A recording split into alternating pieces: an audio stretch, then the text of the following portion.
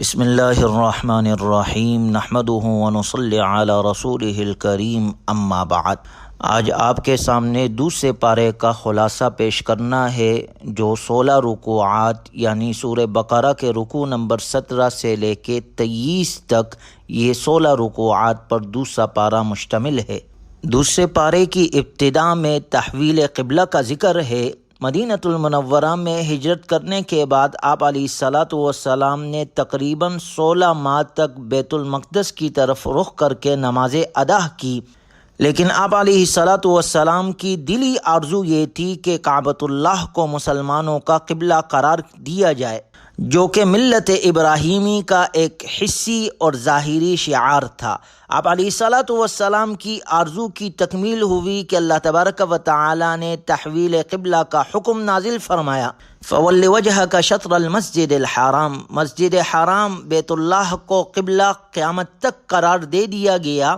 اس موقع پر آگاہ کیا گیا کہ صرف قبلہ تبدیل نہیں ہوا بلکہ امت بھی تبدیل کر دی گئی۔ بنی اسرائیل کو ان کے جرائم کی وجہ سے دنیا کی امامت کے منصب سے معزول کر دیا گیا، اور یہ اعزاز اب مسلمانوں کو دے دیا گیا۔ ان کی ذمہ داری لگا دی گئی کہ وہ دین حق کی تبلیغ اور اس پر عمل اور اس کے نفاذ کے ذریعے نوع انسانی تک اللہ تعالیٰ کا دین پہنچانے کا حق ادا کرے، کیونکہ اللہ تبارک و تعالی نے ارشاد فرمایا وَكَذَلِكَ جَعَلْنَاكُمْ أُمَّةً وَسَطًا، یہی امت معتدل امت ہے جو امر بالمعروف اور نہی عن المنکر ہی کی بنیاد پر دنیا کی امامت کر سکتی ہے۔ لہذا اسلام کی تعلیمات کو سیکھے، ان پر عمل کرے اور ان کے اجتماعی احکامات کے نفاذ کے لیے کوشش کرے۔ اجتماعی احکامات کے نفاذ ہی سے وہ اسلام کے دین حق اور قابل عمل ہونے کا ثبوت پیش کر کے نوع انسانی پر حجت پوری کر سکیں گے۔ یہ امت مسلمہ پر بہت بڑی ذمہ داری ہے۔ اللہ تعالی ہمیں یہ ذمہ داری صحیح طور پر ادا کرنے کی توفیق نصیب فرمائے۔ اس لیے اگلی آیات میں اللہ تعالیٰ نے ذکر فرمایا کہ نوع انسانی تک اللہ کے دین کی تبلیغ کا حق ادا کرنا ایک بہت بڑی ذمہ داری ہے۔ اس کے لیے ضروری ہے کہ اس ذمہ داری کی ادائیگی کے لیے استعینوا بالصبر والصلاۃ، اللہ سے مدد مانگی جائے صبر کے ذریعے سے اور نماز کے ذریعے سے۔ گویا صبر اور نماز میں ثابت قدمی کے ذریعے سے اللہ کی مدد حاصل کی جا سکتی ہے۔ حق کی راہ میں مال و جان کی قربانی کرنے کے مراحل آ کر رہتے ہیں۔ اللہ تبارک و تعالی اپنے وفاداروں کو مختلف طریقوں سے جانی اور مالی نقصانات سے آزماتا ہے، لیکن ایسے وفاداروں پر اللہ کی رحمت نازل ہوتی ہے اور انہیں ہدایت یافتہ ہونے کی سند عطا ہوتی ہے۔ اولئک علیہم صلوات من ربہم ورحمہ واولئک هم المہتدون، یہی لوگ ہدایت یافتہ ہیں۔ اور ہدایت کے لیے عظیم الشان رسول اللہ صلی اللہ علیہ وسلم کی بعثت بھی بے مثال احسان ہے۔ گویا حقیقی نیکی کا معیار مشرق و مغرب کی طرف رخ کرنا نہیں، بلکہ حقیقی نیکی کا معیار یہ ہے کہ عقائد، اعمال، معاملات اور اخلاق سب کا رخ صحیح ہو۔ اللہ کو راضی کرنے کے لیے صرف چہرے کا رخ ہی نہیں بلکہ دل اور پوری زندگی کا رخ بھی بدلنا ہوگا۔ ليس البر أن تولوا وجوهكم قبل المشرق والمغرب ولكن البر من آمن بالله واليوم الآخر والملائكة والكتاب والنبيين وآتى المال على حبه ذوي القربى واليتامى والمساكين وابن السبيل والسائلين وفي الرقاب وأقام الصلاة وآتى الزكاة والموفون بعهدهم إذا عاهدوا والصابرين في البأساء والضراء وحين البأس اولئک الذین صدقوا واولئک هم المتقون۔ اس آیت مبارکہ میں نیکی کا جامع ترین تصور بیان کیا گیا ہے کہ نیک انسان وہ ہے جو اللہ پر، آخرت کے دن پر، فرشتوں پر، آسمانی کتابوں پر اور انبیاء اکرام علیہم الصلاۃ والسلام پر ایمان رکھتے ہیں، اپنے قرابت داروں کو، یتیموں کو، مسکینوں کو اور سوال کرنے والوں کی مالی مدد کرتے ہیں، قیدیوں کو اور غلاموں کو آزاد کرواتے ہیں، نماز قائم کرتے ہیں، زکوٰۃ ادا کرتے ہیں، جب وعدہ کرتے ہیں تو پورا کرتے ہیں، تنگی اور تکلیف میں صبر کرتے ہیں، پوری زندگی کا رخ صحیح کرتے ہیں۔ اپنی ساری زندگی اللہ کے حکموں کے مطابق گزارتے ہیں۔ اس آیت کریمہ کو آیت بر کہا جاتا ہے، اور قرآن کریم کی یہ آیت کریمہ سے یہ بات ثابت ہوتی ہے کہ دین اسلام محض چند ایسی مذہبی رسومات کا نام نہیں ہے جنہیں عبادت خانے میں ادا کیا جاتا ہے، بلکہ اس دین کا تعلق زندگی کے ہر شعبے سے ہے۔ یہ ہر جگہ انسان کے ساتھ رہتا ہے، چاہے گھر میں ہو، بازار میں ہو، مسجد اور مدرسے میں ہو، سیاست یا حکومت میں ہو، تجارت یا معاشرت میں ہو، یہ مسلمان کی ہر جگہ نگرانی کرتا ہے، اور مسلمان پر لازم ہے کہ وہ ہر قدم اسے دیکھ کر اٹھائے۔ اس آیت مبارکہ کے بعد جو احکام و مسائل بیان کیے گئے ہیں انہیں ابواب بر کہا گیا ہے۔ گویا اجمالی طور پر نیکی کے اصول بتانے کے بعد آگے ان کی اجزاء، تفصیلات اور احکامات ذکر کیے گئے ہیں۔ یہ احکام مسلمانوں کی زندگی کی معاشی، معاشرتی، تجارتی، ازدواجی اور جہادی زندگی سے تعلق رکھتے ہیں، جن کا اگلی آیات میں اللہ نے ذکر فرمایا، جن میں سے دو احکام ایسے ہیں جو آیت بر سے پہلے ذکر ہو چکے ہیں۔ پہلے نمبر پر ان الصفا والمروہ من شعائر اللہ، کہ صفا اور مروہ یہ دونوں پہاڑیاں اللہ کی نشانیوں میں سے ہے۔ چونکہ زمانے جاہلیت میں صفا مروہ پر دو بت رکھے ہوئے تھے جن کی مشرکین عبادت کرتے تھے، اس لیے قبول اسلام کے بعد صحابہ کرام رضی اللہ عنہم اجمعین صفا مروہ کا طواف کرنے سے بچتے تھے، تو فرمایا گیا کہ ان کا طواف کرنے میں کوئی حرج نہیں ہے۔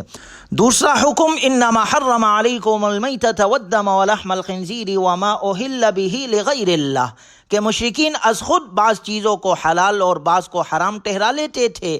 ان کی تردید کرتے ہوئے فرمایا گیا حرام وہ چیزیں نہیں جنہیں تم حرام کہتے ہو، بلکہ اللہ تعالیٰ نے تو صرف ان چیزوں کو حرام کیا ہے، مردار، بہتا ہوا خون، خنزیر کا گوشت اور ہر ایسا جانور جس پر اللہ تعالیٰ کے سوا کسی اور کا نام پکارا گیا ہو۔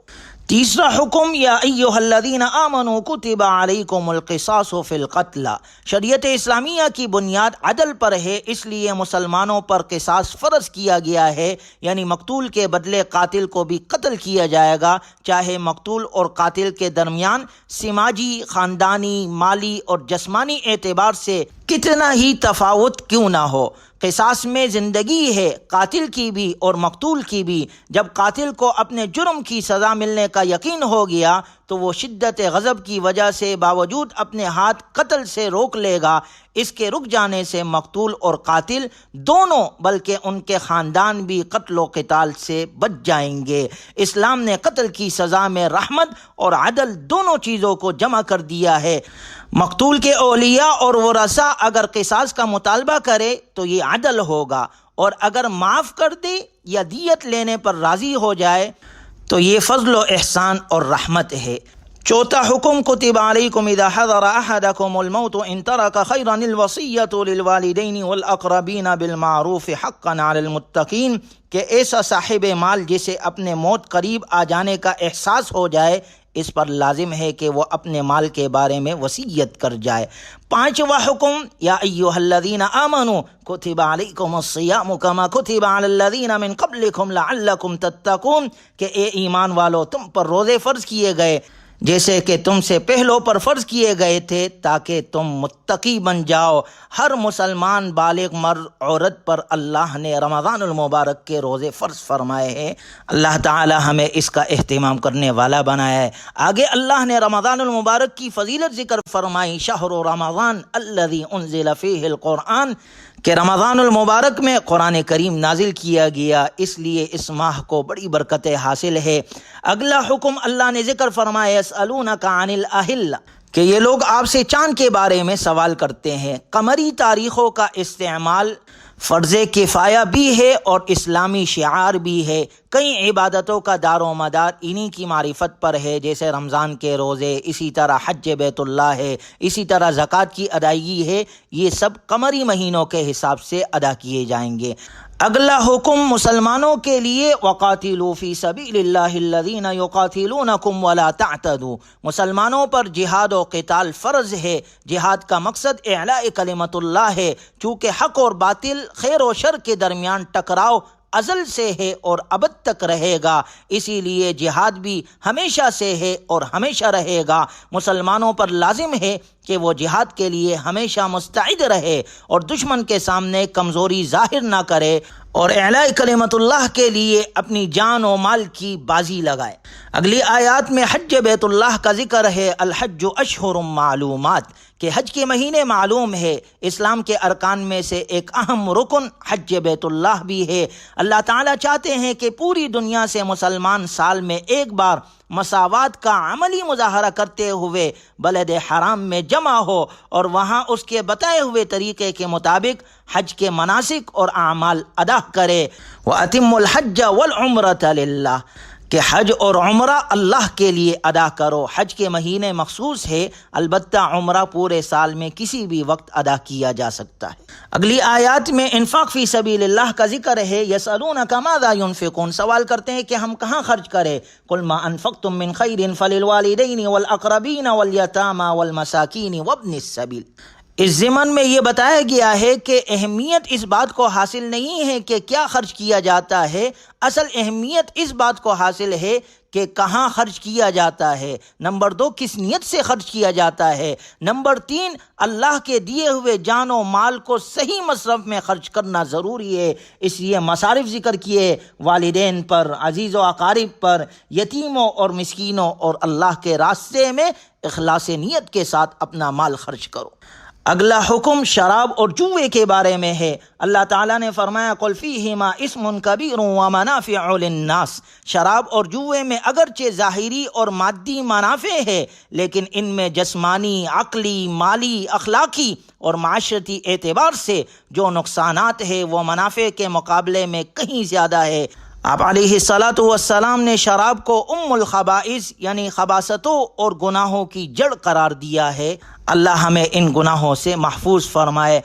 اجتماعی بیماریوں کی نشاندہی کے بعد اگلی آیات میں خاندانی مسائل بیان کیے جا رہے ہیں، کیونکہ خاندان ہی ایک اچھے معاشرے کی بنیاد بنتا ہے۔ ان مسائل کی ابتدا ازدواجی تعلقات سے کی جا رہی ہے۔ اس سلسلے میں پہلا حکم یہ دیا گیا ہے کہ لا تنکحوا المشرکات حتی یؤمن، مشرک مرد اور عورتوں سے کسی بھی صورت نکاح جائز نہیں ہے۔ گویا حکم قرآنی سے یہ نقطہ سمجھ آتا ہے کہ اسلام میں ازدواجی رشتے کی بنیاد دین پر ہے اور اخلاق پر ہے، حسب نسب یا مالداری اور حسن و جمال پر نہیں، کیونکہ یہ عارضی چیزیں ہیں۔ نہ ہی یہ حقیقی سکون اور راحت کی ضامن ہے اور نہ ہی سعادت کا سبب بنتی ہے۔ اس کے بعد اگلا حکم حالت حیض میں بیوی کے ساتھ مباشرت سے منع کیا گیا ہے، کیونکہ حیض کے خون میں ایسی نجاست اور ایسے جراثیم پوشیدہ ہوتے ہیں جن کی وجہ سے میاں اور بیوی دونوں کی صحت خطرے میں پڑ سکتی ہے۔ البتہ آپس میں بوس و کنار، اٹھنے بیٹھنے اور کھانے پینے کی اجازت ہے، کیونکہ یہودی اس کی بھی اجازت نہیں دیتے تھے اور نصارہ حالت حیض میں جمع کرنا بھی برا نہیں سمجھتے تھے۔ گویا ہمارے مذہب اسلام نے دوسرے بہت سارے معاملات کی طرح حیض کے معاملے میں بھی افراط و تفریط کے بجائے اعتدال کی راہ اختیار کی۔ اگلی آیات میں طلاق کا حکم ہے۔ اگر کسی نے قسم کھا لی کہ وہ 4 ماہ تک اپنے بیوی کے قریب نہیں جائے گا تو 4 ماہ گزر جانے پر خود بخود طلاق واقع ہو جائے گی۔ البتہ اگر اس نے رجوع کر لیا تو نکاح باقی رہے گا، لیکن قسم کا کفارہ اس پر لازم ہوگا۔ اللہ کی نظر میں طلاق قابل نفرت ہونے کے باوجود مخصوص حالات اور مجبوریوں کی بنا پر طلاق کی اجازت دی گئی ہے، کیونکہ بعض اوقات میاں بیوی میں سے کوئی ایک ایسا ہوتا ہے جو اپنی بد اخلاقی، بد کرداری کی وجہ سے گھر کو جہنم بنا دیتا ہے، جہاں سکون نام کی کوئی چیز نہیں ہوتی۔ ایسی صورتحال میں طلاق کے سوا کوئی چارہ ہی نہیں رہتا۔ اسلام نے طلاق کی اجازت دینے کے ساتھ ساتھ اس میں بہت ساری اصطلاحات بھی کی ہے۔ زمانہ جاہلیت میں طلاق کی کوئی حد مقرر نہ تھی، 100 طلاقیں بھی دے کر رجوع کر لیا کرتے تھے۔ اسلام میں اس کی حد مقرر ہوئی۔ اسلام 3 سے زائد طلاق کی اجازت نہیں دیتا۔ ایک طلاق کے بعد رجوع کیا جا سکتا ہے، 2 طلاقوں کے بعد بھی رجوع کیا جا سکتا ہے، البتہ تیسری طلاق کے بعد رجوع کی کوئی صورت باقی نہیں رہتی۔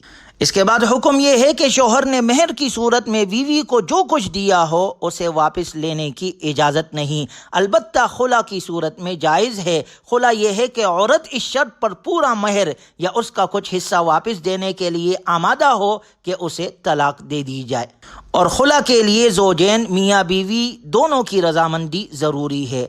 آج کے معاشرے کے اندر حلالے کے نام سے جو ڈرامہ کیا جاتا ہے، اس کے کرنے والے اور کرانے والے دونوں پر حدیث میں لعنت کی گئی ہے۔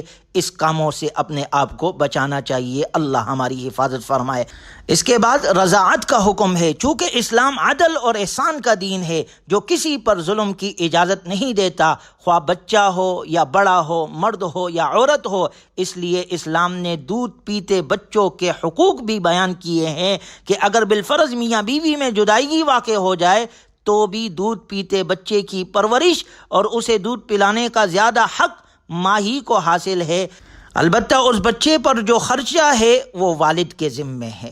طلاق اور جدائیگی کی سزا اس معصوم بچے کو دینا جائز نہیں۔ اس کے بعد اگلا حکم، جب طلاق ہو جائے یا شوہر کی وفات کا سانحہ پیش آ جائے، دونوں صورتوں میں عورت پر عدت لازم ہے۔ طلاق کی صورت میں عدت کی مدت 3 حیض ہے، جبکہ شوہر کی وفات کی صورت میں عدت کی مدت 4 ماہ اور 10 دن ہے۔ اس کے بعد دوسرے پارے کے اختتام میں اللہ تعالیٰ نے 2 قصے ذکر فرمائے۔ پہلا قصہ ایسی قوم کا ہے جو طاعون کی بیماری پھیل جانے کے بعد موت کے ڈر سے گھروں کو چھوڑ کر بھاگ کھڑی ہوئی تھی، لیکن یہ فرار انہیں موت سے نہ بچا سکا۔ اس قصے سے یہ سبق ملتا ہے کہ کوئی تدبیر انسان کو تقدیر سے نہیں بچا سکتی۔ دوسرا قصہ بنی اسرائیل اور حضرت جالوت کا ہے، جن کی قیادت میں جہادی صفات سے مالا مال تھوڑے سے لشکر نے اپنے سے کہیں گنا بڑے لشکر کو شکست دے دی۔ یہ قصہ ایسا تھا کہ خود بنی اسرائیل کے بھی صرف خواص ہی کے علم میں تھا، عوام اس سے بے خبر تھے۔ نبی صلی اللہ علیہ وسلم کے زبان اقدس سے تاریخ کی اس بولی بصری داستان کا بیان ہو جانا اس بات کی دلیل ہے کہ آپ علیہ الصلاۃ والسلام کا رابطہ اس ذات اقدس سے ہے جس کی نظر سے تاریخ کی کوئی کڑی بھی اوجل نہیں، اور یہ کہ آپ علیہ الصلاۃ والسلام واقعی اللہ کے سچے رسول ہے۔ اس لیے اس قصے کے آخر میں فرمایا گیا، تلک آیات اللہ نتلوها علیک بالحق وانک لمن المرسلین، یہ اللہ تعالیٰ کی آیتیں ہیں جو ہم آپ صلی اللہ علیہ وسلم کو ٹھیک ٹھیک پڑھ کر سناتے ہیں، اور بلا شبہ آپ صلی اللہ علیہ وسلم ہمارے رسولوں میں سے ہے۔ اور اسی آیت مبارکہ پر دوسرے پارے کا اختتام ہوتا ہے۔ اللہ تبارک و تعالی ہمیں قرآنی تعلیمات پر عمل کرنے والا اور جناب رسول اللہ صلی اللہ علیہ وسلم کے سنتوں کے مطابق اپنی بقیہ زندگی گزارنے والا بنائے۔ وآخر دعوانا ان الحمد للہ رب العالمین۔